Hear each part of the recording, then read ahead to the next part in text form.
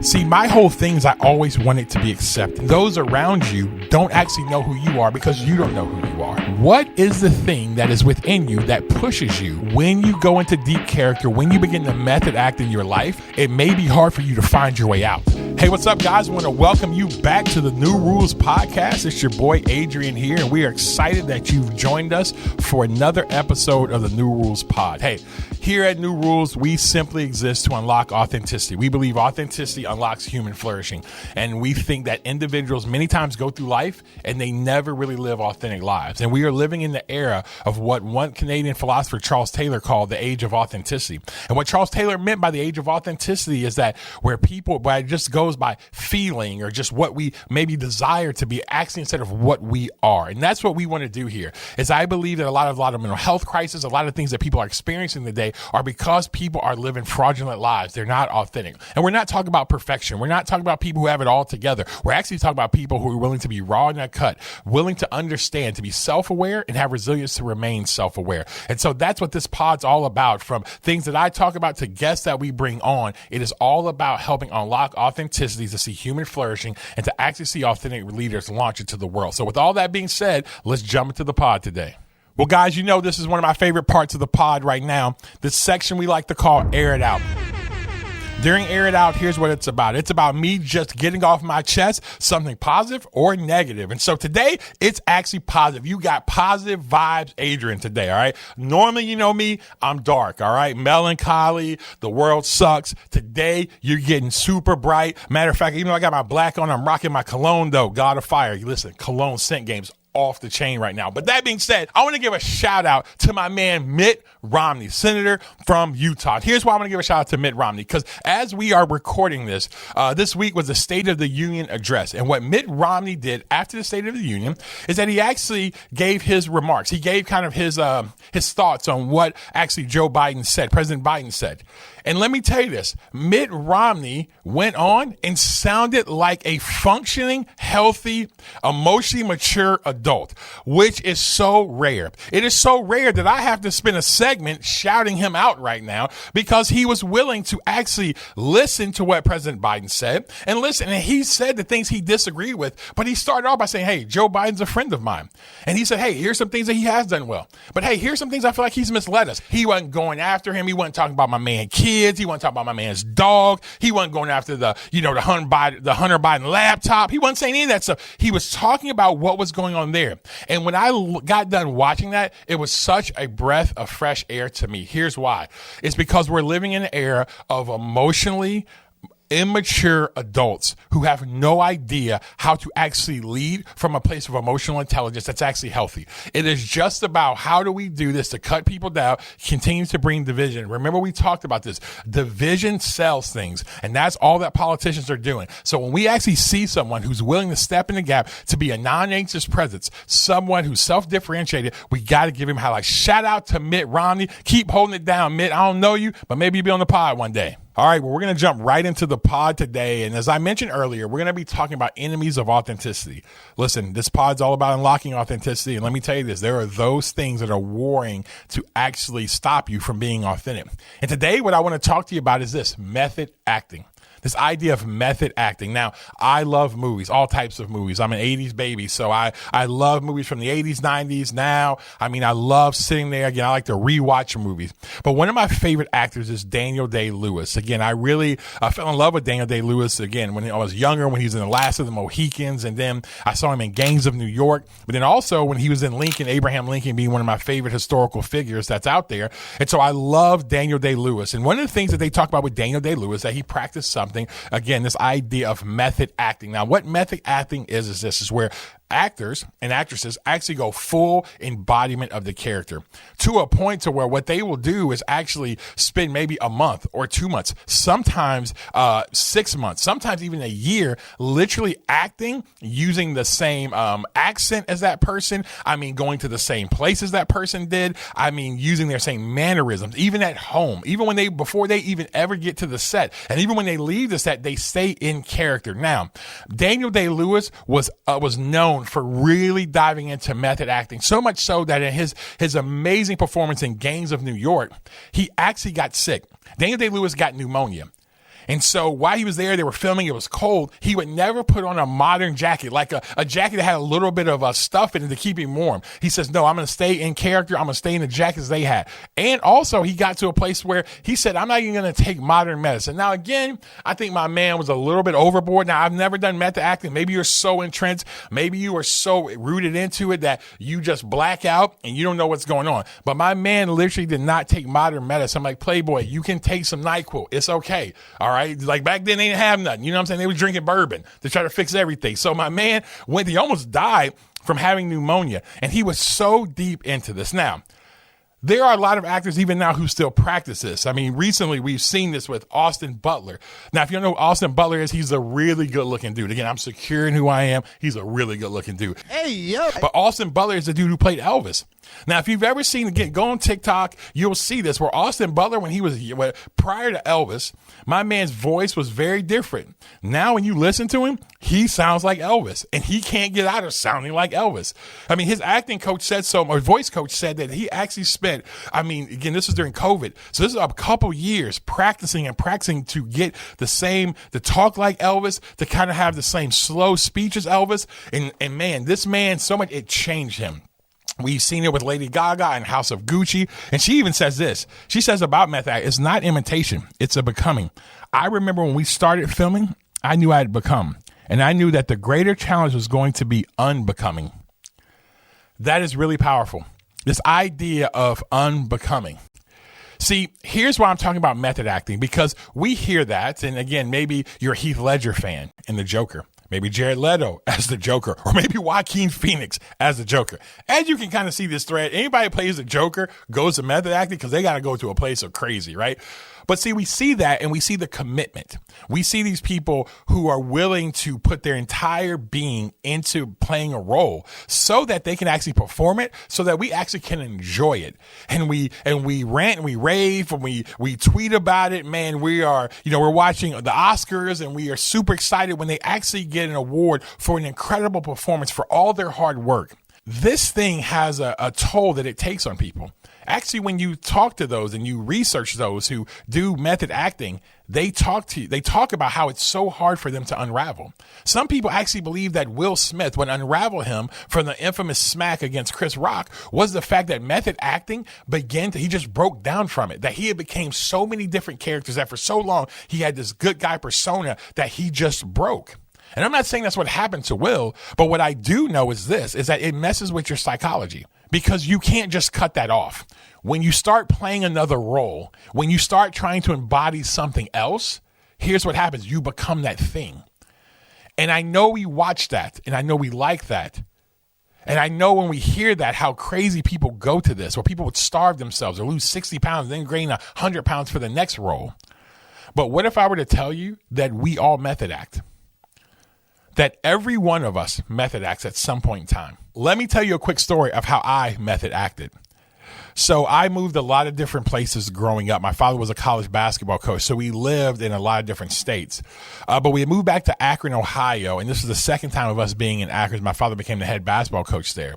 So everyone knows me as Adrian, right? But if you didn't know, which you probably don't know, my first name is Christopher. So when I go to a new middle school in Akron, what happens is that the teacher, she's doing the role. She calls out all the people. Then she gets to me. She says, Christopher Crawford. And in that moment, everything in me wanted to respond to the teacher and just say, hey, I go by Adrian, so I don't go by Christopher. But I didn't. I was shy. I was scared. I was in a bigger school. I didn't know what to do, so I just went with it. To a point to where all of a sudden now all my friends knew me as Adrian. All the people I grew up with knew me as Adrian. But now in my middle school, everyone started calling me Chris. To a point to where I began to even play a role. Like I began to dress different. Like I would dress different going to school. And then when I would go hang out with my other friends, I would go back to Adrian. So there was this Chris Crawford Chris Crawford was trying to find his way, right? You're in middle school. You're going through puberty, all these things. And so all of a sudden I started to play a role. I started to dress a certain way. I started to talk a certain way. But then when I would go home or I'd be around my other friends, I would go back to Adrian. See, my whole thing is I always wanted to be accepted. I wanted to be accepted because I just never felt like I fit in. See, human beings desire to be accepted. Like, we actually want to fully be ourselves, and we want to fully be known, and want to fully be loved. And so in me, because again, I was a young black man growing up with a lot of emotions. See, this was in the 90s. There wasn't a big wave. Matter of fact, it was looked down upon, especially being black, to talk about mental health. So having all these emotions, all these feelings, I just always wanted to be accepted. I felt like I just didn't fit in. And finally, I was at this school, and now I could kind of recreate myself. And so here's the thing, though. I was method acting. I began to live a partner role. And as much as I thought it was authentically me, it was not. No matter, even when I would go to school, I would feel right. But a lot of things I would do was not actually who I was. It would be times when my mom would see me and she would look at me with a side eye saying, "Who are you?" And it was because I was just trying to fit in. And let me tell you this, we all do it. That many of us right now, you are method acting. Like, it's actually not who you are. Like, you actually don't like those people you hang out with.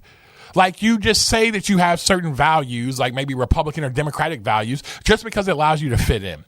Or that you actually agree with this policy, which you don't really agree with. And on, we all go through life and we just method. We play a part. We all are actors. We all should win Oscars because we go into deep character. And here's the problem with that. When you go into deep character, when you begin to method act in your life, you begin to lose a sense of actually who you are. And here's the dangerous thing. Just like when actors get too deep into a character, it may be hard for you to find your way out. And so what you'll do is all of a sudden you'll think this way that you've been acting because, man, by acting this way, now all of a sudden this is what I had to do to get the girl. This is what I had to do to get the guy. And now you're in a relationship for 2 years and that person you're with has no freaking idea who you are. They actually still think you like mushrooms and you hate mushrooms. They actually think you really like their jokes and you think their jokes suck. Why? It's because you just want to be there. And so now what? In a relationship with someone you say you love, they have no idea who you are. You are photoshopped. That's all you are. You are a Photoshop person of an image of actually what you think they want you to be in order to be accepted. And that's how most people go in life. That's what we do at a job. In corporate America, that's what we do. We laugh at our boss's dumb jokes. We actually act like we like golf or we want to go, we can't wait for deer hunting season. We could care less about that stuff. And what you end up doing, you end up finding yourself going over to Bass Pro Shop, getting rifles and guns and putting vests on, having no idea how to hunt. And then all of a sudden you start trying to hunt. Why? It's because you start method acting. We do it all the time. And the problem with it, it's an enemy of authenticity. It's because you begin to go through life. And as you're going and you're moving through life, you don't even actually know and you begin to lose a sense of who you are. Now, let me be really clear. There are moments where, yes, you have to go into an environment and you know what? You can't just be all of what you want to be. So I'm not saying that. I am talking about the deeper things. I am talking about the places and spaces you spend a lot of your time with, and those around you don't actually know who you are because you don't know who you are. Listen, this is a hard thing for me to talk about because, listen, my life was built around this idea of method acting. Here's the thing. Being a black man, I had to code switch all the time. I was told by my father, you got to be twice as good as anybody else. So without me even knowing, just that soft power behind me was telling me naturally isn't good enough. So when I would get in certain environments around white people or those in power, I would start to act different. I would start to talk the way they would talk. Why? It's because I had to realize, man, if I want to be accepted, then I got to play a partner role. Now, I said all this and all these problems, and maybe right now you're thinking through like, yeah, there's real parts in my life right now. As you're sitting here listening to this, I want you to start pondering. I hope it's making your brain begin to really spin. Really for you to be honest right now. The only way you get set free, the truth sets you free. It is okay. You confront the brutal facts of your current reality, but you don't lose faith. So right now, there may be some things where you're finally, for the first time, slowing down enough. And maybe you need to pause this podcast. But you're slowing down to actually think about, man, where am I method acting? Where am I being an actor, a performer, not really me? See, once we get to that place, then we can begin to get to work. Because just like anything else, as an actor puts a mask on, they play a part, a character. Here's what we have to do. We must be willing to take the mask off. Just like an actor or an actress puts a mask on, they put a character on. Just like we put a character on. What we do to actually become authentically ourselves, to really begin to live this out, we must be willing to take the mask off. So how do we actually really begin to take the mask off? See, in order to actually begin to tear the mask off, you have to get to the why. What we will tend to do is just deal with the symptoms. Like, we will deal with the symptoms. We will say, yeah, man, when I talk to that person, man, my voice changed, or man, when I'm around that person, I started to lie, or, I'm telling people stuff I like that I really don't like. I find myself in environments with people who accept me, but I don't think they don't really know me. See, we'll look at those outside things. Those are just fruit. But see, we got to go deeper than that. Because the question I'm going to ask you is, like, why are you in those places? Why do you lie to people? Why doesn't your significant other know things about you? Why doesn't your close friends, why people you call your best friends, why don't they know the deeper things about you? See, there's something that is pushing us. And many times it is like that undertow. It's that current underneath that we can't really feel, but eventually it'll take us under. And see, we've got to do the deep work of why. See, for some, maybe for you, it's the feeling of being abandoned. See, human beings were meant to actually be in community. We were never meant to be alone. We were actually meant to walk together, to have friendship, to have partnerships throughout our entire lives. But for you, you realize that, man, maybe for the first time you've been accepted. Maybe for the first time you're in a group of people, even though you've played a role in a character, just like I did when I was in middle school, that were actually accepting you. And now that they're accepting you, you don't want to feel abandoned, because listen, it is deeper pain for you to feel alone than it actually is for you to be false. And see, let me tell you this, eventually that will all come to roost. Eventually you will have to deal with this, because I can tell you, the more I method acted, the more I played the part, the deeper and deeper my depression became. See, depression really, it started when I was younger, but it really began to ramp up when I was in middle school, when I started playing this part. It's because the farther you are away from actually who you are, the deeper that chasm becomes.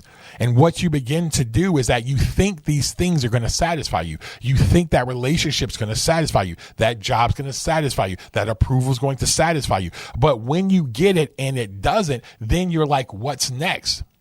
It's got to be something else. And that's what's leaning and lending to a lot of depression for people, because I see it all the time in what I do. I see so many people when I walk around and they act so fake and false, where I see them away from everybody else. But then when a big crowd comes around, they turn on this performance. But when you actually spend time with them, they will talk to you about how massively depressed they are. They will talk to you about the pain they're experiencing. They'll talk to you about the contemplations of suicide and on and on. And here's the reason why. It's because they won't get to the why. They won't get to the why of what's really driving them. See, we must actually discover the why to first take that mask off. Here's the next thing too. We've got to develop values. Now, what values are this? It's the things that are most important to you. It is the things that mark your life. I can tell you your values if I just hang out with you. I can tell you your values if I just let you talk.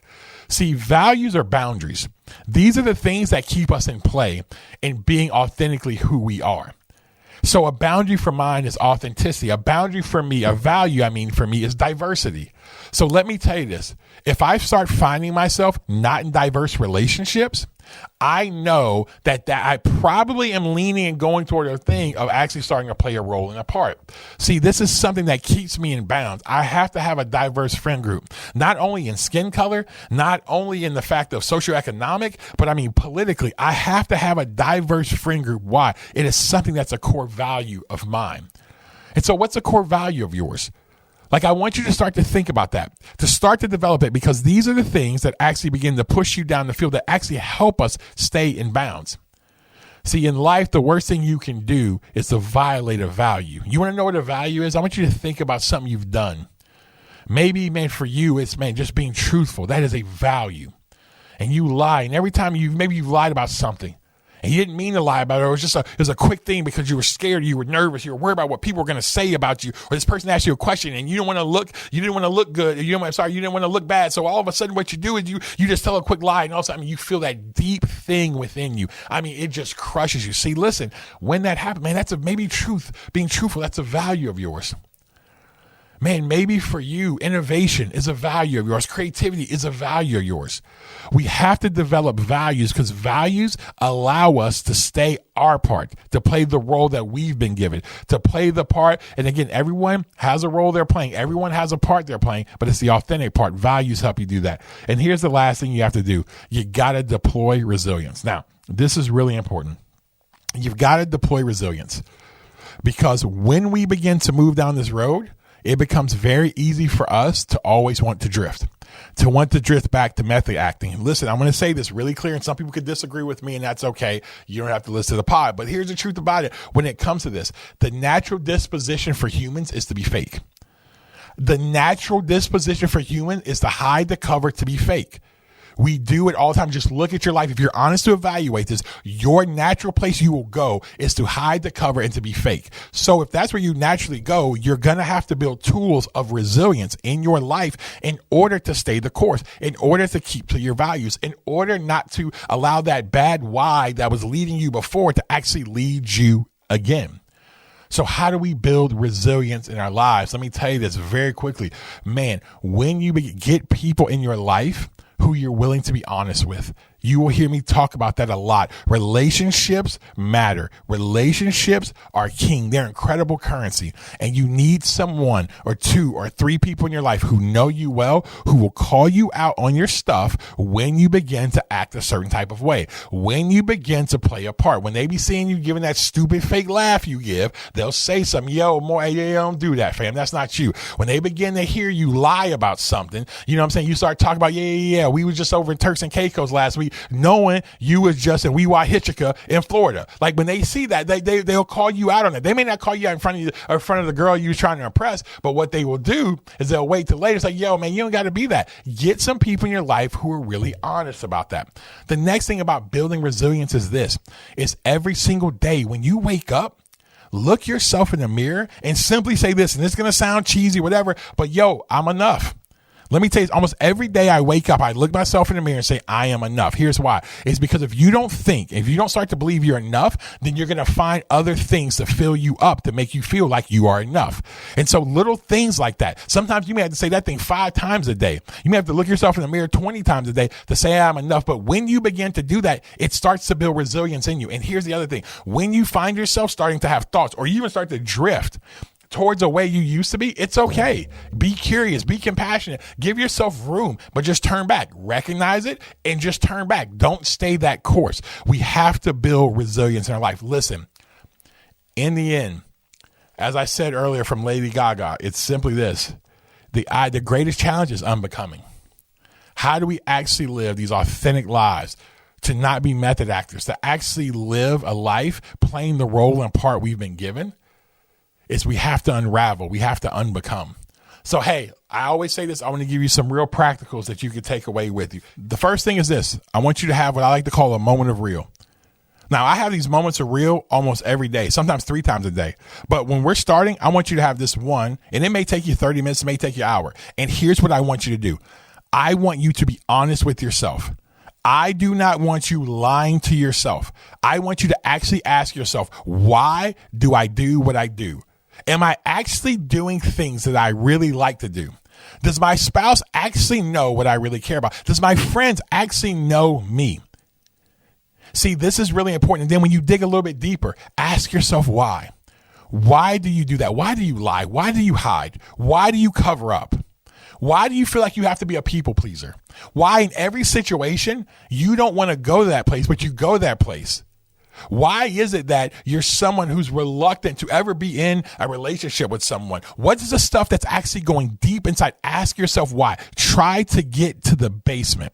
See, that is where we have to start. Because remember, we have to discover our why. Here's the next thing. Develop values. Develop values. So here's what I want you to do. Get a piece of paper out, get your phone out, get your notes app out, whatever you use. And here's what I do. I want you to write down things that you're passionate about. And when I mean by passionate about, things that are internal in you. So like I said earlier, diversity is something for me. Authenticity, man, like I said, innovation may be one for you. Man, collaboration could be something for you. Love could be something. Truth could be something for you. Whatever that is, service could be something for you. Find those values. Listen, here's another amazing thing. Google. You know what else is amazing? Chat GPT. Literally, go type in, what are values? They'll give you, spit out a whole list. Because sometimes I know it's hard. smart, but man, see what resonates with you. And then here's what you want to do. You don't want to have more than 5. You're not going to live more than 5 values. Really, 3 is good, but if you got 5, that's fine. And narrow it down. And here's what I want you to do. I want you to take those values, and then I want you to define what those values mean.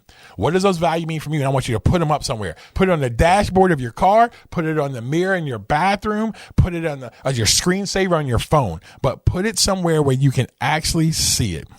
And here's the third thing is this. Start asking why. When you go through your day, man, all of a sudden you make a decision or you even feel some type of way. Ask yourself, why did I do that? Try to get, man, as I talked before, try to get to why 3 times. Someone asked you to go somewhere and you don't even want to go, but you agree to go.